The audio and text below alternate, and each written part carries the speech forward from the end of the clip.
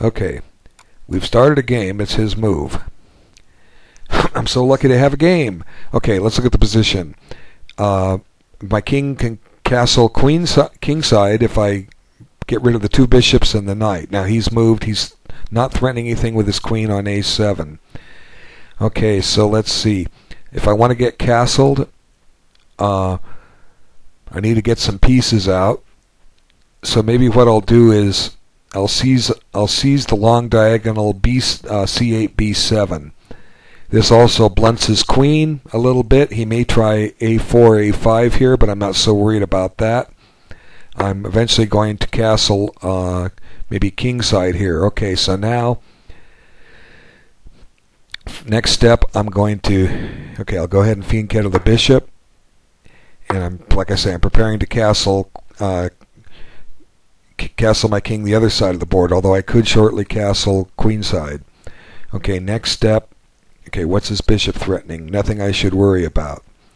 Okay, next step, I need to get the other bishop out. I'll play e6. Okay, this opens up a diagonal for the other bishop, and we go from there.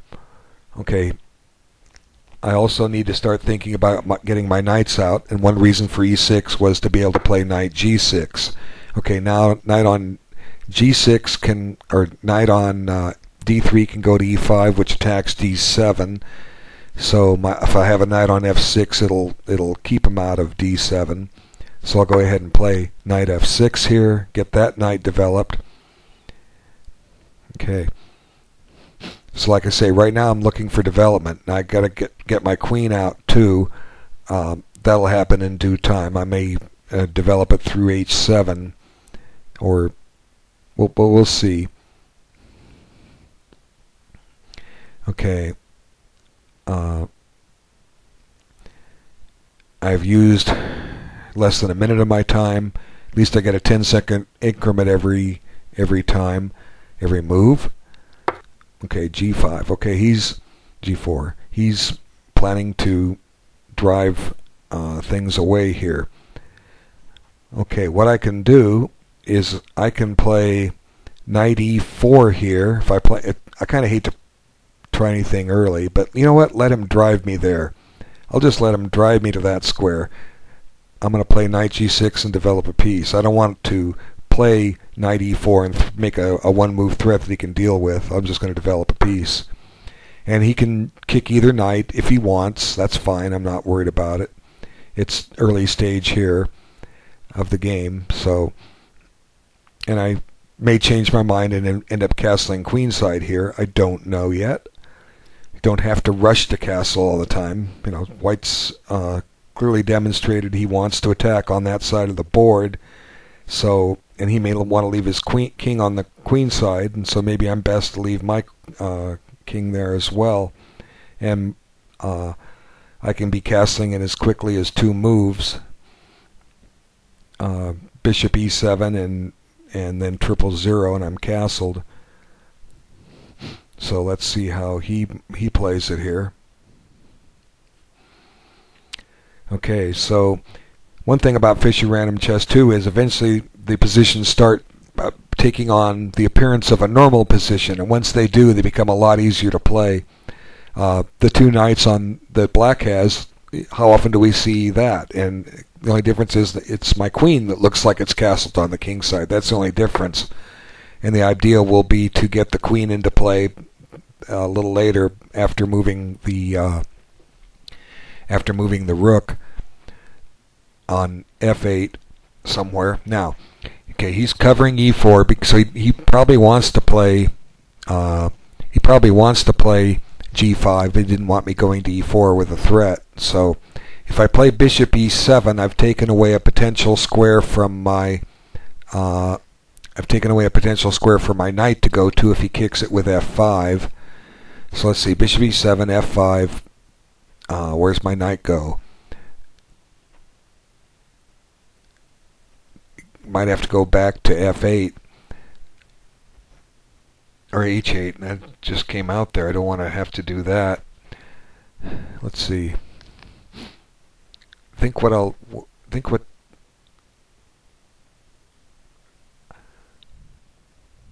F5. Am I really worried about, or not really worried about F5? Should I? Should I worry about F5? How about if we just kind of slow play this a little bit, and I'll just play D6. Okay, the reason for this, I'm just playing kind of like slow and solid. Let him overextend. If he advances his pawns, he may gain some space, but I'll keep a solid position in reserve. Okay, so now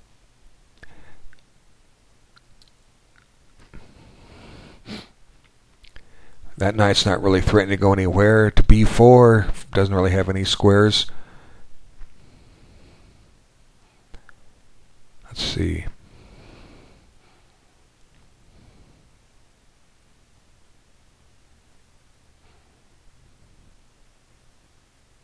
I'm going to play rook E8. Okay, the purpose of this is it creates a square for the queen to get to at some point. It also creates a square for my knight on G6 to drop back to. And then I'll play bishop E7 and castle queenside.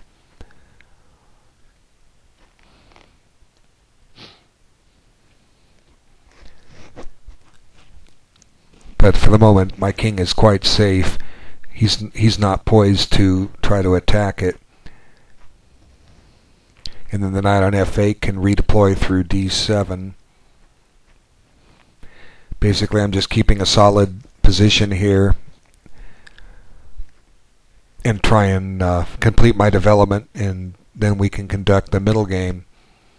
So white has a little bit of a space advantage, but my position is solid, and we see this in a lot of normal chess openings. White gets a little bit more space, like against a Perk defense or against Caro-Kann or even a Sicilian sometimes, but then black is sitting there solid and comes along fine. Who's talking to me? You can't castle because your bishop is in the way. You got to move your bishop. He's asking me, not sure why I can't castle. Well, maybe I should tell him. What's his move?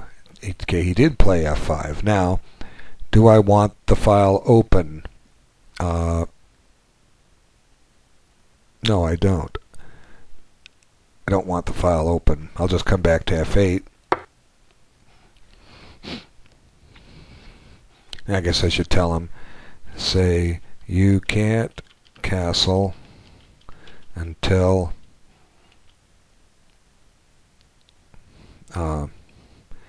everything between king and rook is cleared.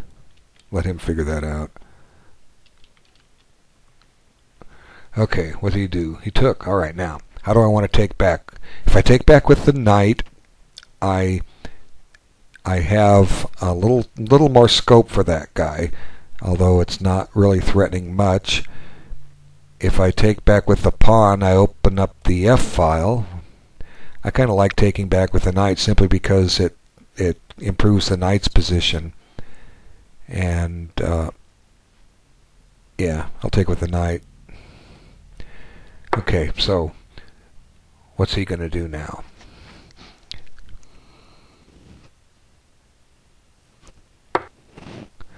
He's going to push H5. That doesn't really make a lot of sense.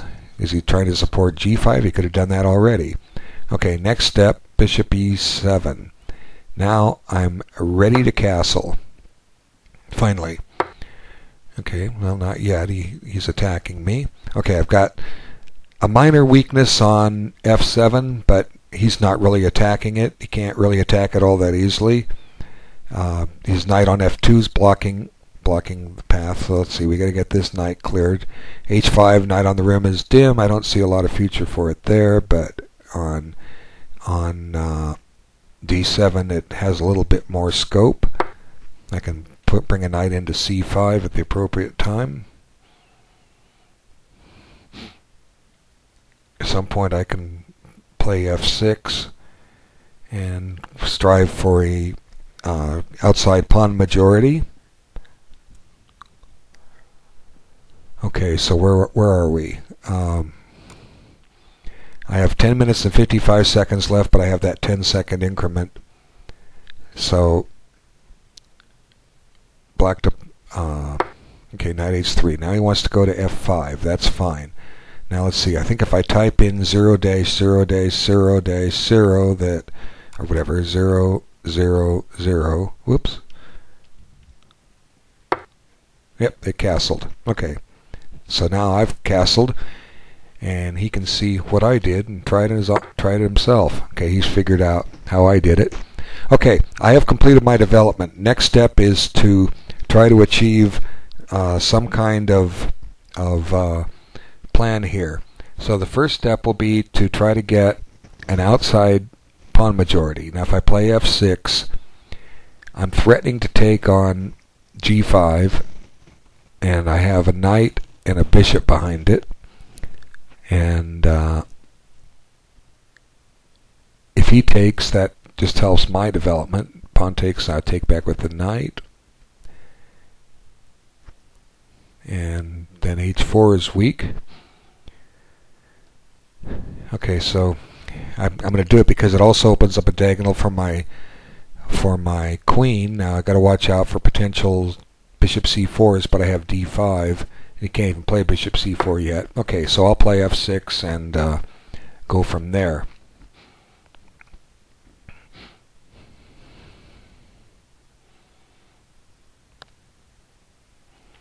Okay, so f6. I'm going to eventually create an outside pass pawn. That's my objective. Create an outside pass pawn. Okay, he castled. Now, how do we want to do this? Okay, if I take, he takes back with a pawn, I suppose.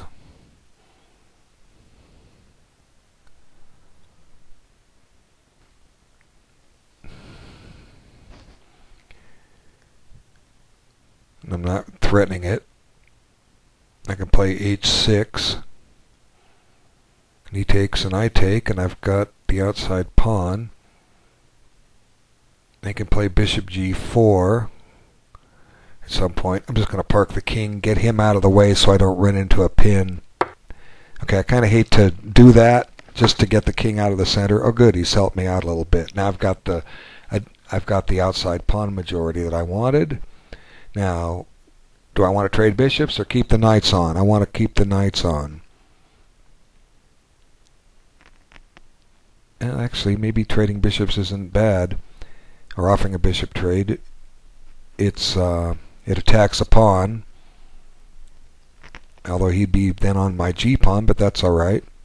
And if I trade, any piece I trade is an extra piece traded, so let's take with the bishop and see what he does. This also helps support my knight on e6 in case he gets tricky.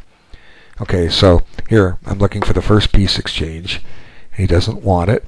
Okay, so what I can do is I can take on b2 with check and then play knight f6, getting my knight to a better square and threatening a pawn. So I guess that's what I'll do. What else do I have tactically? But one nice thing, look, the position has now turned into something that could actually happen in a real game. This looks, with regular chess, this looks very similar to a real game. And what has black achieved just out of this opening? Well, he's got this outside. I've got this outside pawn majority for what it's worth. It's not much, but it's something. So I'll take his bishop. Check. And then I'm going to play knight f6. Okay, now I'm on his pawn. Now, does he push by and offer to sacrifice the pawn? We'll see. Well, I'm not really threatening it. His bishop on e2 is guarding it. But I've improved a little bit of my position. So, bishop, now he wants to trade bishops too. Okay, well, that's fine. We'll let him. One thing I could do is go right for the pawn majority, play g6, but I think that's just could be a little early.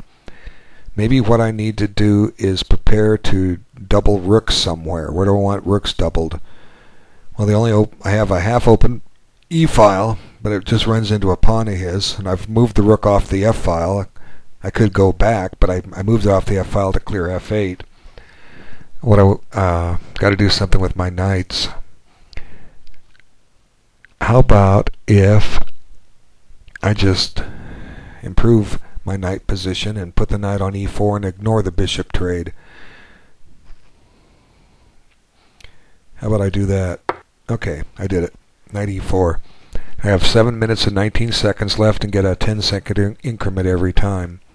Okay, so sometimes you don't want to be just trading pieces for the sake of trading pieces. I'm doing this just to keep pieces on the board, and that's a good square for a knight.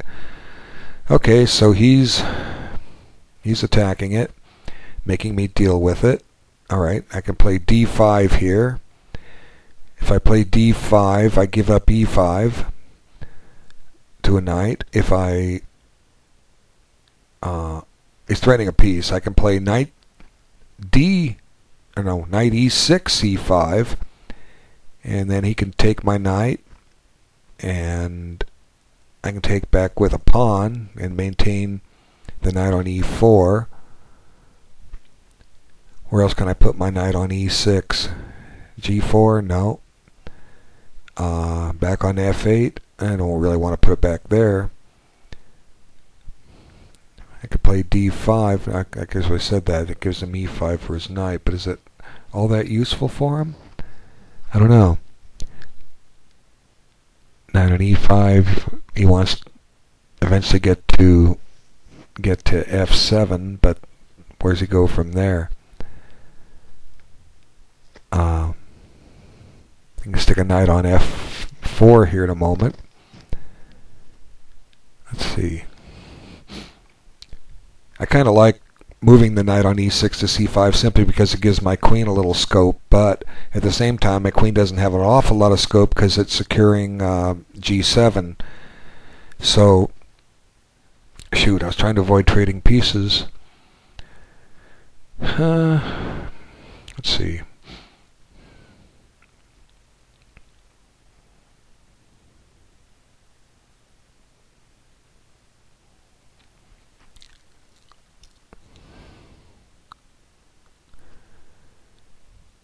I'm just going to do this. I have to trade some pieces. I really didn't want to. Knight E6 to C5. And this will get a couple of sets of minor pieces off, or at least one. Okay, now, if I take with the B pawn, I can maintain my knight in on E4.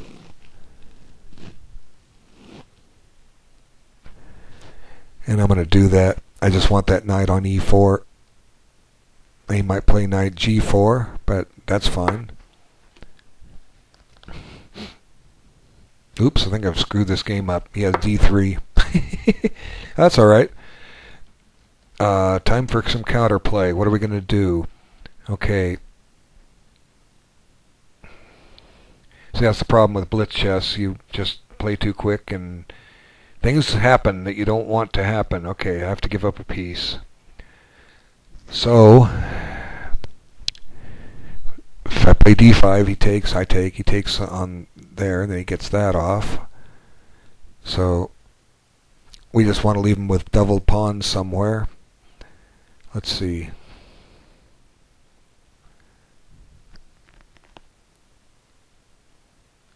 Queen D5, he plays, yeah, let's do this. Queen D5. If he plays bishop takes, I have a check on E5. As well as then take his bishop and then get a pass pawn. Yeah, like I say, I hate fast chess because of the blunders that exist, and I admit it, I'm not good at blitz, but I'm going to get what I can out of a position. That's all I can do. So let's see what he falls into here. I was playing this to positional and just overlooked a simple tactic. The logic of bringing the knight or taking on C5 with a pawn was to maintain the knight on E4, but he just has a pin, and the knight can't come back and guard the bishop. So, you know, any decent time control, I'm clearly going to see that that's flawed. So now I'm forced to play a game where play a position where I don't have a lot of good plans here because I'm just simply down a piece. Okay, thank you. Okay, so now we're going to check you. And we're going to double your pawns, and then we're going to take a pawn. So I don't think he played the best move, so I've got a little fighting chance here. Okay, next step, I'm taking your bishop, and then I'm going to snatch your h-pawn.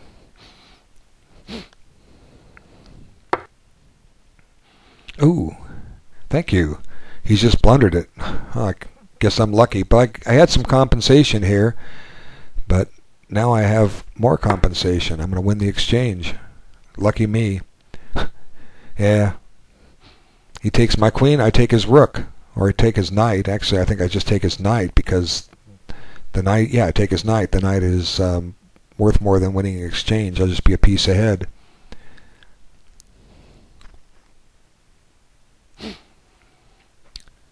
So, just waiting for him to move. But I would have had some compensation for the piece I dumped if he had not blundered. But I'm going to win. I'm going to have two connected pawns, and he's going to have.